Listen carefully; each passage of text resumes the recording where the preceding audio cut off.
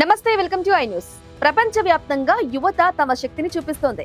నేపాల్ వంటి దేశాల్లో మొదలైన యువత నిరసనల స్ఫూర్తి ఇప్పుడు మడగాస్కర్ లో వేరే రూపాన్ని సంతరించుకుంది. మడగాస్కర్ రాజకీయం ఇప్పుడు జెన్ జెడ్ చేతుల్లో చిక్కుకుంది.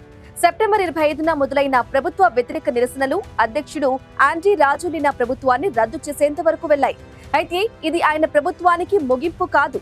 అసలు కథ ఇప్పుడే మొదలైంది.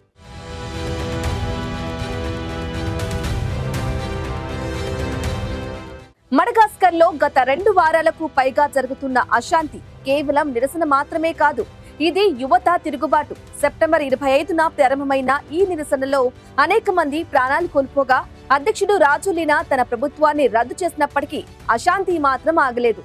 అప్పుడే రంగంలోకి దిగింది సైన్యం. రాజకీయాలను తలకిందులుగా చేసిన యూనిట్ పేరు క్యాప్సాట్.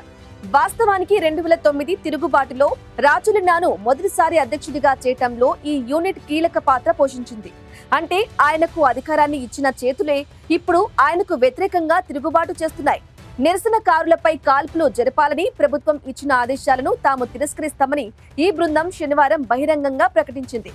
ఆదివారం తెల్లవారుజామున క్యాప్సాట్ దళాలు నగర కేంద్రంలోకి ప్రవేశించగా వేలాది మంది నిరసనకారులు ఉత్సాహంతో వారిని స్వాగతించారు.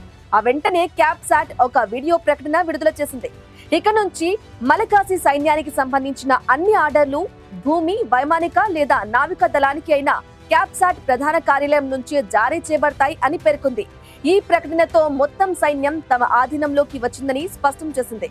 ఇక కొద్ది గంటల్లోనే కొత్త చీఫ్ ఆఫ్ ఆర్మీ స్టాఫ్ గా జనరల్ డెమోస్తేనిస్ పికుల్లస్ నియమితులయ్యారు. ఈ పరిణామంపై అధ్యక్షుడు రాజోలినా వెంటనే స్పందించారు. ఇది రాజ్యాంగం, ప్రజాస్వామ్య సూత్రాలకు విరుద్ధంగా, చట్టవిరుద్ధంగా, బలవంతంగా అధికారాన్ని చేజిక్కించుకునే ప్రయత్నమని ఆయన తీవ్రంగా ఖండించారు. దేశం ఎదుర్కొంటున్న ఈ సంక్షోభానికి సంభాషణ మాత్రమే ఏకైక పరిష్కారం అని ఆయన పిలుపునిచ్చారు. అయితే క్యాప్సాట్ యూనిట్ కు చెందిన కల్నల్ మైఖేల్ రాండియా రినారియా మాత్రం దీనిని తిరుగుబాటు అని అంగీకరించడానికి నిరాకరించారు. మేము ప్రజల పిలుపునకు ప్రతిస్పందించాం, కానీ అది తిరుగుబాటు కాదు అని ఆయన విలేకరులతో స్పష్టం చేశారు. ప్రస్తుతం మడగాస్కర్ యువత తిరుగుబాటు, పాత మిత్రుడి నమ్మక ద్రోహం, సైనికాధికారం స్వాధీనం అనే 3 అంచుల్లో వేలాడుతుంది. రాజోలినా ప్రభుత్వానికి ఇది చెక్మేట్ అయ్యే ప్రమాదం కల్పిస్తుంది.